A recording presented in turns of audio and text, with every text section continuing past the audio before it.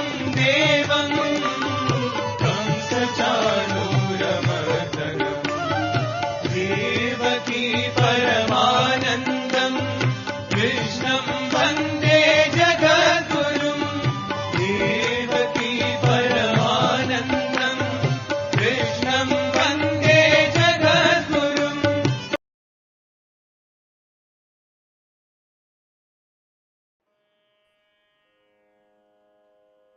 శ్రీ గురుభ్యో నమః.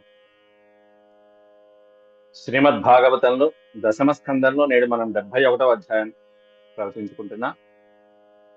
శ్రీకృష్ణ పరమాత్ముడు పరివార సహితంగా ఇంద్రప్రస్థానికి బయలుదేరటం, ధర్మరాజు చేస్తున్నటువంటి రాజసూయ యాగానికే వెళ్ళటం మంచిదని ఎప్పుడైతే ఉద్ధవుడు సూచించాడో ఆ ఉద్ధవుడి సూచనను సభలో అందరూ ఆమోదించడం జరిగింది.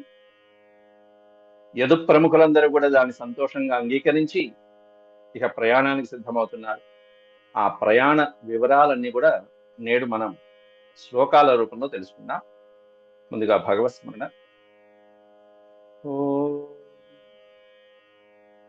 శుక్లాంబరధరం విష్ణుం శశివర్ణం చతుర్భుజం ప్రసన్నవదనం ధ్యాయేత్ సర్వవిఘ్నోపశాంతయే. వ్యాసం వసిష్ఠనప్తారం శక్తేః పౌత్రమకల్మషం పరాశరాత్మజం వందే సుఖతాతం తపోనిధిం. వ్యాసాయ విష్ణురూపాయ వ్యాసరూపాయ విష్ణవే నమో వై బ్రహ్మనిధయే వాసిష్ఠాయ నమో నమః.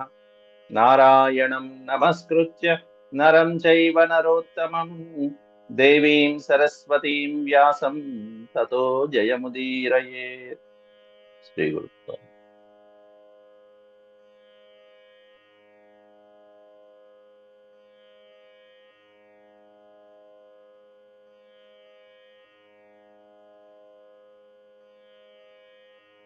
71వ అధ్యాయంలో పూర్వపాఠంలో మనం 8 శ్లోకాల వరకు చెప్పుకోవడం జరిగింది. నిమిత్తం పరమీశస్య విశ్వసర్గ నిరోధయోః హిరణ్యగర్భస్సర్వస్య కాలస్య రూపిణస్తవ అంటూ ఉద్ధవుడు కీర్తిస్తున్నాడు. ఇక్కడ ఉద్ధవ ఉవాచ అని చెప్పి మనం చెప్పుకున్నాం. శ్రీకృష్ణ పరమాత్ముడు సర్వము తెలిసిన వాడైనప్పటికీ కూడా ఇటు నారదుడు చెప్పినట్టుగా దైవ కార్యం మీద జరాసంధుడైనా శిశుపాలుని వధించడం ఈ కార్యాల మీద వెళ్ళాలా, లేకపోతే తన ఆత్మీయులు చేస్తున్నటువంటి రాజసూయ యాగం వైపు వెళ్ళాలా అనేటువంటి సంశయంలో పెద్దల యొక్క సూచన అడిగి తెలుసుకుని మరీ ప్రవర్తిస్తున్నాడు. సర్వజ్ఞుడైనప్పటికీ కూడా ఇటువంటి విషయాల్లో రెండవ వారి నిర్ణయం కూడా తెలుసుకోవడం ఉత్తమమని మనం చెప్పుకున్నాం పూర్వం. కాబట్టి ఉద్ధవుడు ఏం చెప్తున్నాడు ఇక్కడ, యాగానికే వెళ్ళటం నయం నాయన. పైగా యాగం ఎప్పుడు చేస్తాం? రాజసూయ యాగం రాజులందరినీ జయించిన తర్వాతే చేయాలి. రాజుల్ని జయించాలి అంటే ఆ లిస్టులో జరాసంధుడు కూడా ఉంటాడు. కాబట్టి జరాసంధుణ్ణి కూడా హేముడి నీ సహాయంతో సంహరిస్తే గనక ఇది సత్యమవుతుంది అని సలహా ఇచ్చాడు. అది కూడా ఎలా వెళ్ళాలో కూడా చెప్పాడు. బ్రాహ్మణ వేషధరో గత్వా తం భిక్షేద వృకోదర. ఆ జరాసంధుడికి బ్రాహ్మణ భక్తి బాగా ఉంది కాబట్టి వాళ్ళు ఏ సమయంలో ఎప్పుడు వచ్చినా సరే వాళ్ళు అడిగింది కాదనకుండా చేసి పెడుతూ ఉంటాడు జరాసంధుడు. కాబట్టి వృకోదరుడు క్షత్రియుడు అయినప్పటికీ కూడా బ్రాహ్మణ వేషాన్ని ధరించి కనుక వాడు జరాసంధుడి దగ్గరికి వెళ్తే భీమసేనుడు భిక్ష అర్థించడానికని వెళ్ళి ఏం భిక్ష అడగాలి? ద్వంద్వ యుద్ధాన్ని భిక్షగా అడుక్కోవాలి. ద్వంద్వ యుద్ధాన్ని అడిగితే ద్వైరథే, వారిద్దరి మధ్యలో జరిగినటువంటి యుద్ధంలో భీమసేనుడు నీ ఆశీస్సులతో భీమసేనుడు జరాసంధుడిని సంహరించవచ్చు. అంతేగాని వాడిని దగ్గర అక్షోహిణుల వందలాది అక్షోహిణ సైన్యంతో వెళ్తే మాత్రం వాడి మరణం అశక్యము అని పూర్వం చెప్పేశాడు ఉద్ధవుడు. అయితే కృష్ణుడే సంహరించవచ్చు కదా భీముడు ఎందుకు అనేటువంటి కారణం కూడా మనం చెప్పుకున్నాం. కృష్ణుడు ఎవరినైనా సంహరించగలడు, కానీ ఆయనకి కీర్తి, ఐశ్వర్యము, భోగాలు ఇవన్నీ అక్కర్లా. ఆయన భక్తులకి ఇప్పిస్తూ ఉంటాడు సమయ సందర్భాన్ని.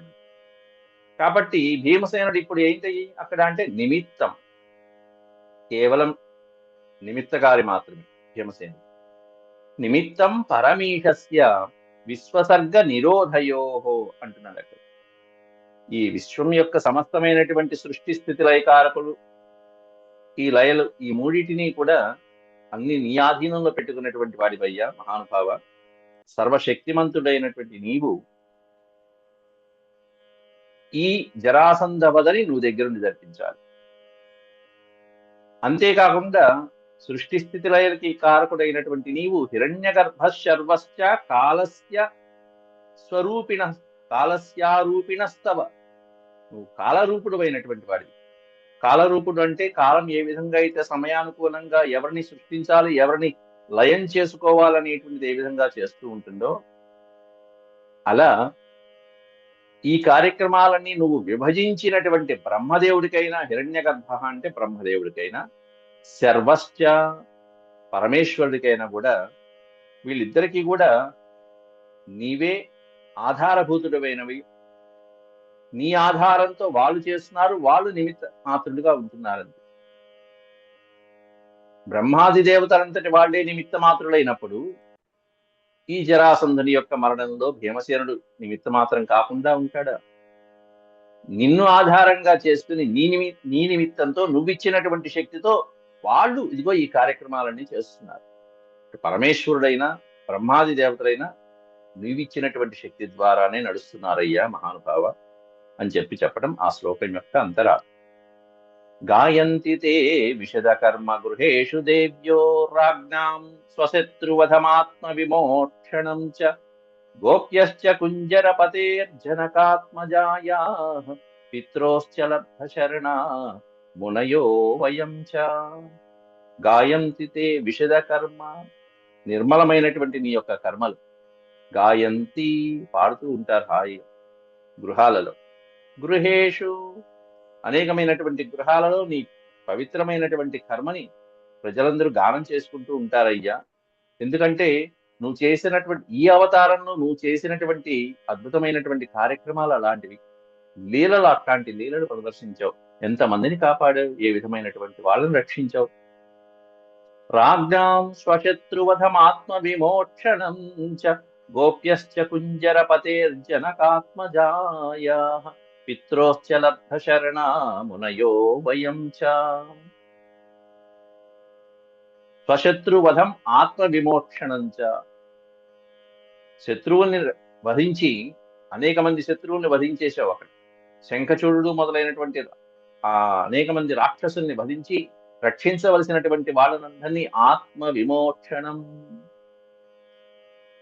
వాళ్ళకి ఆత్మ విమోక్షణం కలిగించావు. ఇంకా చెప్పాలంటే మోక్షం కలిగించావు కొంతమంది. ఎవరికి మోక్షం ఇవ్వాలో పూతన దగ్గర నుంచి కూడా పూతన దగ్గర నుంచి కూడా ఎవరికి మోక్షం ఇవ్వాలి, ఎవరిని సంహరించాలి, ఎవరిని వాళ్ళ బారి నుండి కాపాడాలి, అనేక మంది గోపాలకుల్ని గోపికల్ని కాపాడినటువంటి ఘట్టాలన్నీ స్మరించుకుంటూ గోప్యశ్చ మోక్షణం, ఆ అసురుల బారి నుండి గోపికల్ని రక్షించినటువంటి సంఘటన, వాళ్ళు జీవితాంతము ఆ గుర్తులు పెట్టుకుని నీ లీలల్ని స్మరించుకుంటూ ఉంటారయ్యా వాళ్ళ యొక్క గృహాలలో. కుంజరపతే, కుంజరపతి గజేంద్రుడు ప్రాణం గిలగిలగిలాడిపోయింది పా. అంతమంది భార్యలు, వేలాది మంది భార్యలు, లక్షలాది ఏనుగులకి యోధపతి అయినటువంటి ఆ ఏనుగు, ఆ గజేంద్రుడు నీళ్లు తాగడానికి వచ్చి ఒక ముసలి బారిన పడిపోతే ఆ ముసలి పట్టుకుంటే వాళ్ళిద్దరి మధ్యలో జరిగినటువంటి ఆ యుద్ధం, అంతులేనటువంటి ఆ యుద్ధంలో చివరికి నీరసించి పడిపోతే ఆ కుంజరుడు కాస్త ఒక్కసారి నిన్ను స్మరించంగానే వచ్చావే పరుగు పరుగున. అలా వచ్చి రక్షించినటువంటి ఆ కుంజర యూధము నిత్యము నిన్నే స్మరిస్తూ ఉంటుంది కదా. నీ తే విశద కర్మ, నీ నిర్మలమైనటువంటి కర్మ, దాని యొక్క కీర్తిని నిత్యము గానం చేసుకుంటూనే ఉంటారు దేవా. దేవా. జనకాత్మజాయాః, జనకాత్మజాయాః సీతాదేవి అంతే కదా. రాక్షసుడైనటువంటి రావణాసురుడి యొక్క బారి నుండి పడినటువంటి ఆ సీతాదేవిని కూడా రక్షించినటువంటి వాడివి నీవే. అసురుణ్ణి సంహరించి సీతని రక్షించి గొప్ప కీర్తి పొందినటువంటి శ్రీరామావతారంలోనూ నువ్వే. పిత్రోశ్చ లబ్ధ శరణామునయో వయంచ. అట్లా శంఖచూడుని హతమార్చడమే కాకుండా జానకీదేవిని రక్షించడమే కాకుండా పిత్రోశ్చ, పిత్ర శబ్దానికి పక్కన మాతాచ పితాచ అనుకోవాలి మనం. అంతేగాని తండ్రి అని కాదు, ఒక్క తండ్రి అనే అర్థమే కాదు. తల్లిదండ్రులైనటువంటి దేవకి వసుదేవుల్ని కంసుడి యొక్క బారి నుండి, ఆ చెర నుండి విడిపించి వాళ్ళని విముక్తి కలిగించినటువంటి ఘట్టాన్ని స్మరించుకుని వాళ్ళు మిమ్మల్ని ఎంత ప్రశంసిస్తూ ఉంటారు. దేవకి చేసినటువంటి భగవత్ స్తుతి మనం విన్నాం, అలాగే వసుదేవుడు చేసినటువంటి స్తుతి విన్నాం. ఆ సందర్భంలో దేవతలు చేసినటువంటి స్తుతులు మనం విన్నాం శ్రీకృష్ణ స్తుతుల్లో. అట్లా పిత్రోశ్చ అంటే దేవకి వసుదేవుడు, వాళ్ళిద్దరికీ విముక్తి కలిగించినందుకు, ఆ కంసుడి బారి నుండి చెర నుండి విముక్తి కలిగించినందుకు లబ్ధ శరణామునయో వయం చ, నిన్ను శరణు వేడినటువంటి, శరణు పొందినటువంటి అనేక మునులు గాని మేము గాని మా యొక్క గృహాలలో అనునిత్యము నిన్నే స్మరించుకుంటూ స్తుతిస్తూ ఉంటాం నాయన అంటూ ఉద్ధవుడు స్వామివారిని స్తుతిస్తున్నాడు. అంతేకాకుండా ఇప్పుడు జరగబోయేటువంటి జరాసంధ వధ ఏదైతే ఉందో అది కీలకమైనటువంటి వధ, మహా అద్భుతమైనటువంటి ఘట్టం. జరాసంధుడు భూభారాన్ని తగ్గించడానికి శ్రీకృష్ణుడికి ఎంతో ఉపయోగపడ్డాడు. అట్లాంటి జరాసంధుని వధించడం అనేటువంటి చాలా ఉత్తమమైన కర్మ, ఇది దైవ కార్యం. జరాసంధ వధ కృష్ణ భూర్యర్థాయోపకల్పతే భూర్యర్థాయోపకల్పతే ప్రాయః పాక విపాకేన తవ చాభిమత క్రతుః అన్నాడు. ఇక్కడ ఈ పదాన్ని బట్టి తీసుకుంటే భూరి అర్ధాయోపకల్పతే, భూరి అంటే మిక్కిలి ఎక్కువ అన్నాడు, అర్ధాయోపకల్పతే మన కార్యము నెరవేరుతుంది. అర్థము అంటే సంపద అని ఒక అర్థము, కార్యం నెరవేరటం అని ఒక అర్థం. జరాసంధ వధ గనక నువ్వు చేసిన తర్వాత కృష్ణ మహానుభావ ఎన్ని ప్రయోజనాలు. భూరి అనే పదంలోనే ఎన్నో ప్రయోజనాలు, పెక్కు ప్రయోజనాలు, మిక్కిలి ఎక్కువ ప్రయోజనాలు మనకి సిద్ధిస్తూ ఉంటాయి. బహుశా ఆ జరాసంధుడి వలన మనకి అనేకమైనటువంటి సంపదలు కలగడమే కాకుండా అర్ధాయోపకల్పతే, ఐశ్వర్యము ధనము మొదలైనటువంటి రాసులు కలగటమే కాకుండా ప్రాయః పాక విపాకేన అంటున్నాడు అక్కడ. ఆ రాజులు చేసుకున్నటువంటి అదృష్టమై, ఎందుకంటే ఆ రాజులందరూ ఇన్ని సంవత్సరాల నుంచి వాడి చెరలో మగ్గి 10,000 మంది రాజులు గిలగిలగిలాడిపోతున్నారు, ప్రాణాలు ఇంకేం లేదు. వాడికి ఇంకొద్ది రోజులు గడిస్తే వీళ్ళందరినీ ఆ మహేశ్వరుడికి బలిచ్చేస్తాడు. అట్లాంటి ప్రాణగండం నుంచి ఇంతమంది రాజుల్ని నువ్వు తప్పించడం అంటే ఆ మహారాజుల అదృష్టం పండించినట్టే కదా. పాక విపాకము అంటే దాని అర్థం పండుట, అంటే వారు చేసుకున్నటువంటి అదృష్టం ఫలించడం వలన ఇది కాలం రావటం అండి. సమయానికి ఎప్పుడు ఏది జరగాలో అలా జరుగుతూ ఉంటుంది, ఏది కలిసి రావాలో అలా కలిసి వస్తూ ఉంటుంది. అది పాక విపాకం. అదృష్టం కలిసి వచ్చిందిరా అంటారు సరే. అట్టా అదృష్టం కలిసి రావటం వలన కవచ అభిమత క్రతు, ఒకటేంటంటే ఆ రాజుల యొక్క పూర్వ యొక్క కర్మలు ఏవైతే ఉన్నాయో ఆ కర్మములు ఫలించడం అనేటువంటి సిద్ధించడం ఒకటి, మనకేమన్నా ఐశ్వర్యం లభించడం రెండోది, మూడోది ఏమంటే తవచ అభిమత, నీ యొక్క కోరిక అవతార ప్రాప్తికి కావలసినటువంటిది నెరవేరుతుంది.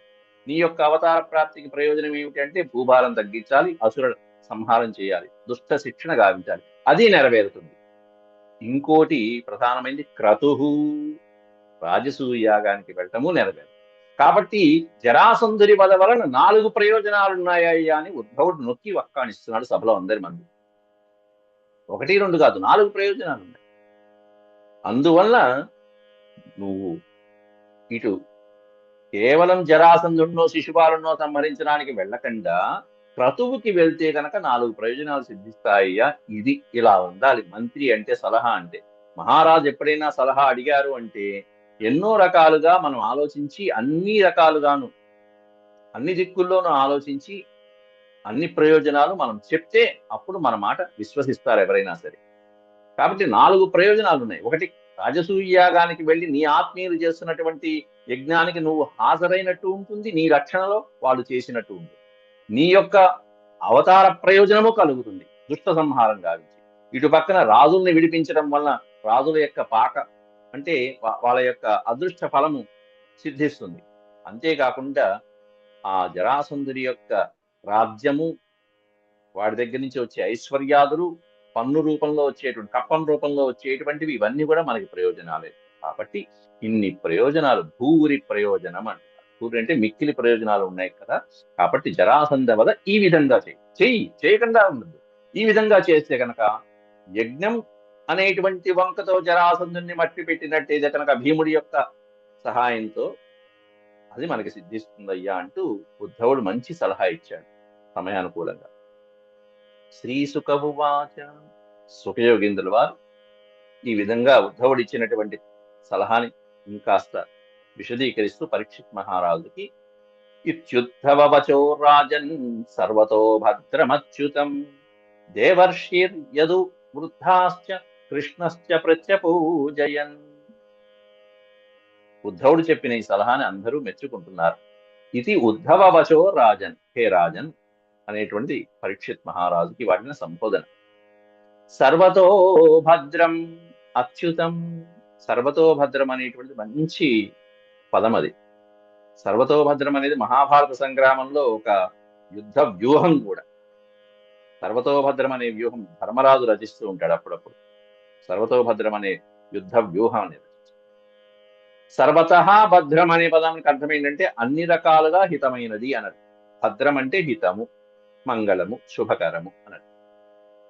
కాబట్టి అన్ని రకాలుగాను మనకి శుభకరమైనటువంటి వచనాలు ఏవైతే పలికాడో ఉద్ధవుడు, ఇది ఉద్ధవవచో, ఆ వచనాల్ని ఆలకించి అచ్యుతుడు శ్రీకృష్ణ పరమాత్ముడికి నచ్చాయి.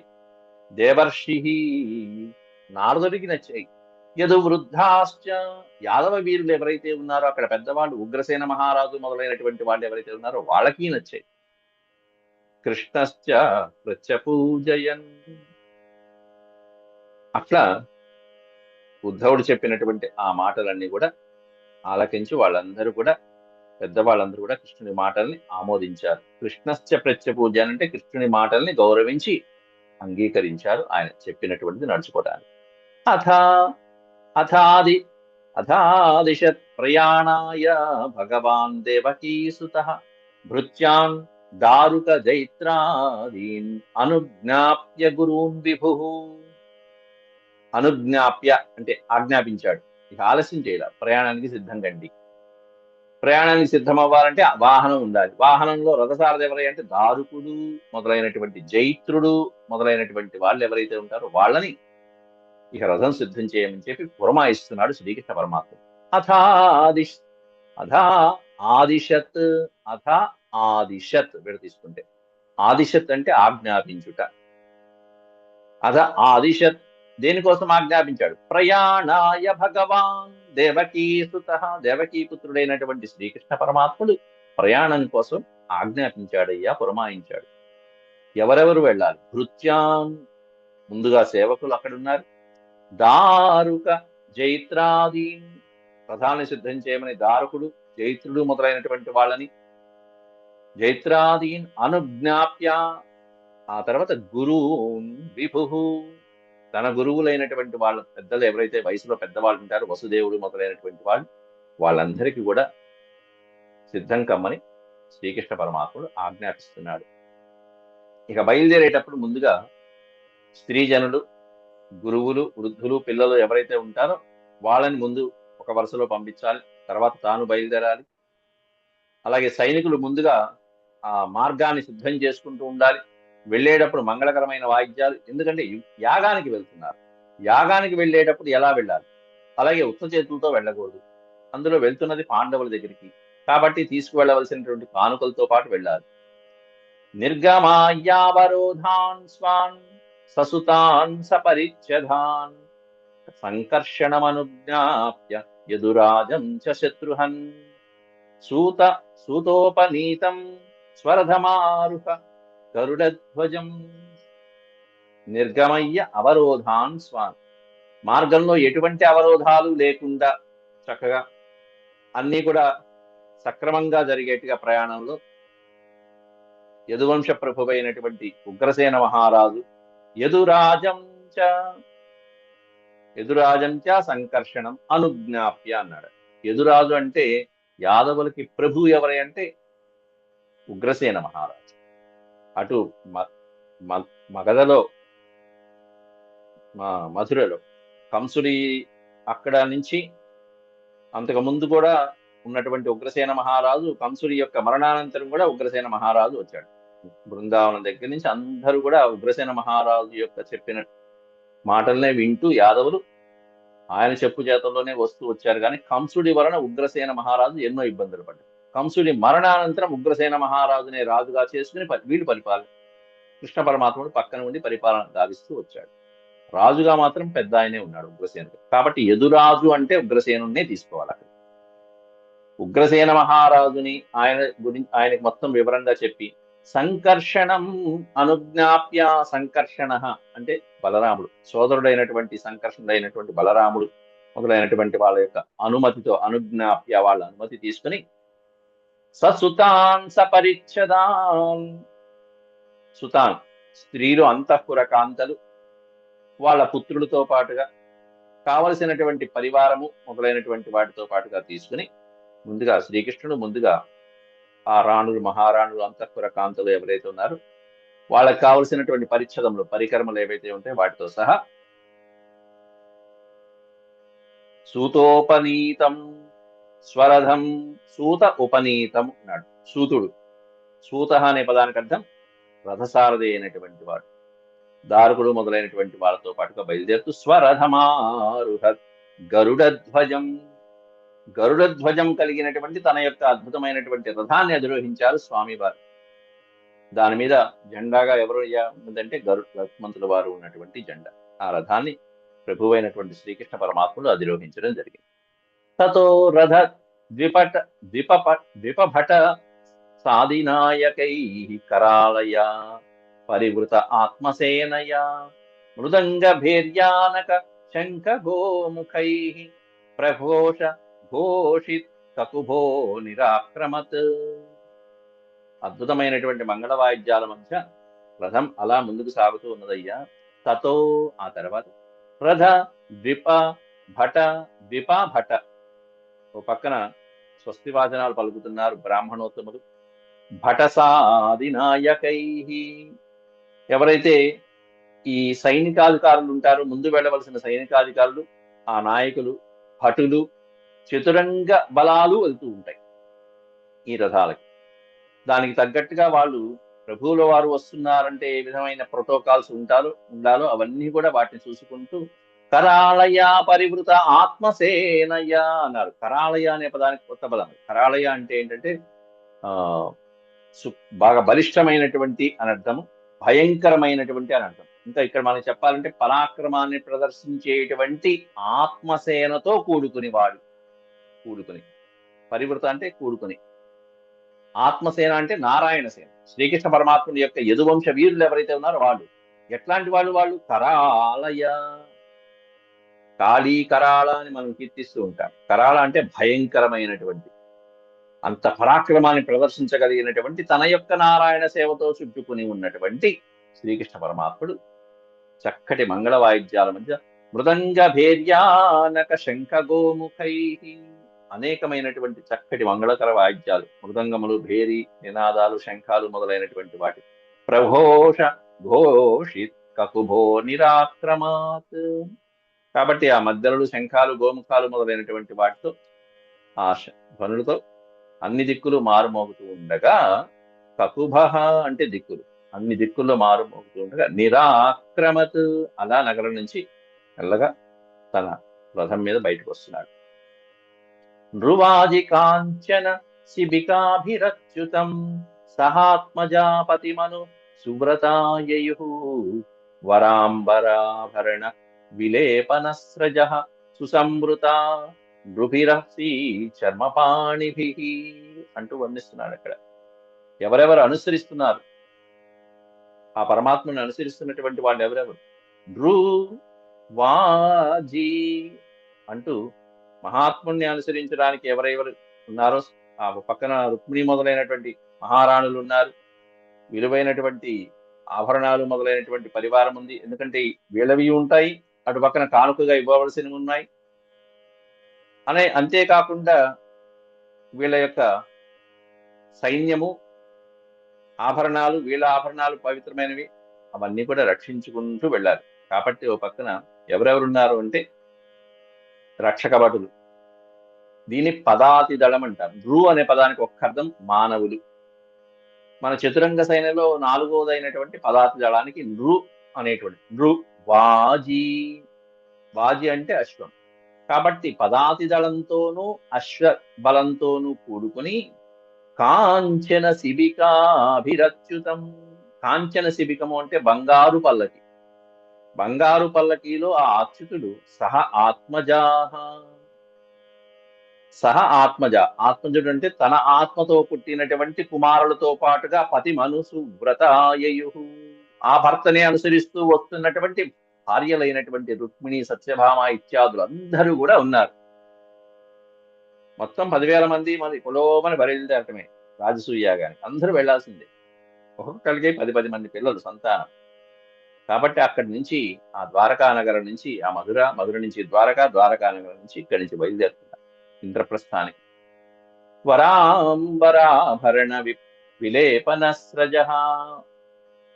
వర అంబర అంటే శ్రేష్టమైనటువంటి చక్కటి పట్టు వస్త్రాలు, ఆభరణాలు, అనేక లేపనాదులు, ఈ మాలలు, పుష్పమాలలు, హారాలు, వాటితో కూడుకుని సుసంవృత నృభిరసి చర్మపాణిభి, అనేకమైనటువంటి ఖడ్గాలు, ఈ చేతుకు తొడుక్కునేటువంటి రకరకాలైనటువంటి ఆయుధాలతో కూడినటువంటి వాటితో కూడా రక్షక భటులు జాగ్రత్తగా కాపలా కాస్తూ రక్షిస్తూ సంరక్షించబడుతూ అనుసరిస్తున్నారయ్యా. అలాగే నరోష్ట్ర గోమహిష హరాశ్వతర్యన కరేణుభి పరిజనవారయోషిత స్వలంకృతా కటకుటి కంబలాంబరాత్ ఉపస్కర యయురధియుజ్య సర్వతః అన్నారు. ఇక సేవకులు, ఆ సేవకుల యొక్క వస్త్రాలంకారాలు కూడా ఎలా ఉన్నాయో సవివరంగా వర్ణిస్తున్నాడు ఇక్కడ వ్యాసులు.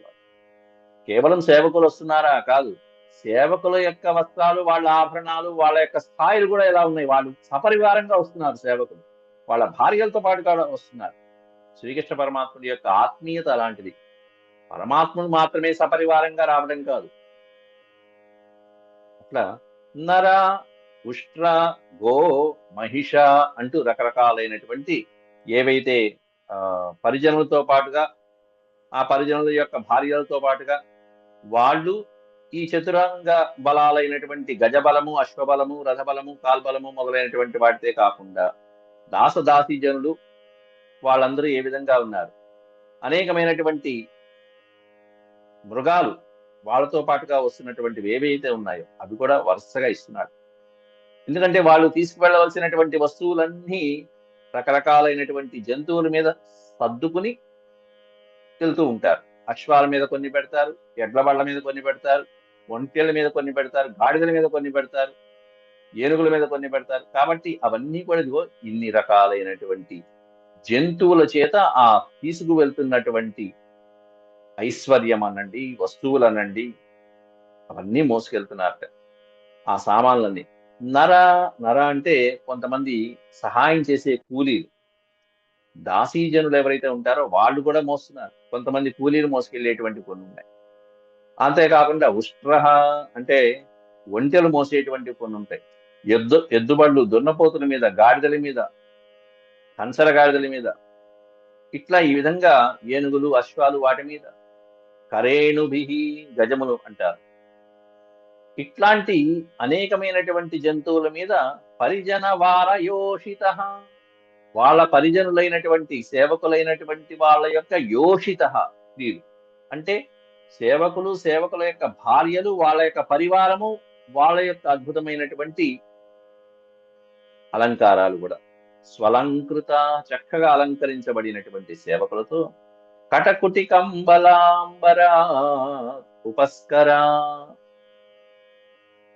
అందమైనటువంటి వస్త్రాలతో, అలంకారాలతో ఏవైతే తీసుకువెళ్లాలో ఆ దాసదాసీ జనాలు కూడా ఎక్కడ ఇబ్బంది లేకుండా చక్కగా చాపలు, గుడారాలు, ఆ పరికరాలు, కంబళ్ళు, వస్త్రాలు మొదలైనటువంటి ఆ సామగ్రి ఎక్కడ ప్రయాణంలో ఇబ్బంది లేకుండా ఎక్కడికక్కడ ఏ విధమైనటువంటి విధంగా ఎక్కడ విశ్రాంతి కావాలంటే అక్కడ విశ్రాంతి కావాలంటే మనకి గుడారాలు వేయాలి. అవన్నీ కూడా సంబంధించినటువంటి వాటితో పాటుగా బయలుదేరి వెళ్తున్నారయ్యా. అంటే ప్రయాణ వర్ణన అనేటువంటిది మహాకావ్యాలలో ముఖ్యమైనటువంటిది అక్కడ. ఊరికే ఇక్కడ బయలుదేరారు అక్కడ చేరుకున్నారు అంటే కాదు. కావ్యం రాసేటప్పుడు ఎప్పుడు కూడా ఎలా బయలుదేరారు, ఎవరు బయలుదేరారు, ఏ విధంగా బయలుదేరాలి.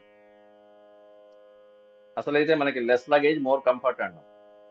కానీ ఇక్కడ అట్ట కాదు, వెళ్తున్నదే వేలాది మంది జనం. సొగం ద్వారక ఖాళీ అయిపోయింది అక్కడ. మిగిలింది కేవలం వృద్ధులు కొంతమందే ఉన్నారు అక్కడ, ఇంకెవరూ లేరు. ద్వారకంతా ఇప్పుడు పులోమన బయలుదేరి ఇప్పుడు ఇంద్రప్రస్థానికి ధర్మరాజు దగ్గర అక్కడ యాగం చేయించి రావాలి. కాబట్టి ఆ యాగం ఎన్నాళ్ళు పడుతుంది? కొన్ని నెలలు పడుతుంది. అన్ని నెలలు ఇక్కడ వీళ్ళందరూ అక్కడే ఉంటారు. కాబట్టి వాళ్ళకి తగినటువంటి పరివారంతో పాటుగా చక్కగా సదుపాయకరమైనటువంటి వస్తువులతో పాటుగా వెళ్తున్నారు. అందువలన కావ్యం రాసేటప్పుడు దాంట్లో వర్ణనలు కొన్ని ఉంటాయి. ఆ ముఖ్యమైనటువంటి వర్ణనలో ప్రయాణ వర్ణన అనేటువంటిది ఎప్పుడు కూడా కవులు అవసరమైన సందర్భాలలో దాన్ని ఎంతవరకు రాయాలో అంతవరకు రాసి తీరాలి. అది నియమం. కావ్యాలు కానీ ఇతిహాసాలు కానీ వాటిల్లో ఉంటుంది. అయితే అది కాలానుగుణంగా మారిపోతూ ఉంటాయనుకోండి. కానీ అప్పుడు కాలంలో వాడినటువంటి వాహనాలు వేరు, ఇప్పుడు వాడుతున్నటువంటి వాహనాలు. కానీ ఆనాటిది రాసి తీరాలి. మిగతా పాఠం మిగతా 17వ శ్లోకం నుంచి రేపు చెప్తున్నా. అంతవరకు సెలవు. ఓం శాంతి శాంతి శాంతి. యదక్షరపదభ్రష్టం మాత్రాహీనం చ యద్భవేత్ తత్సర్వం క్షమ్యతాం దేవ నారాయణ నమోస్తుతే. సర్వం శ్రీకృష్ణార్పణమస్తు.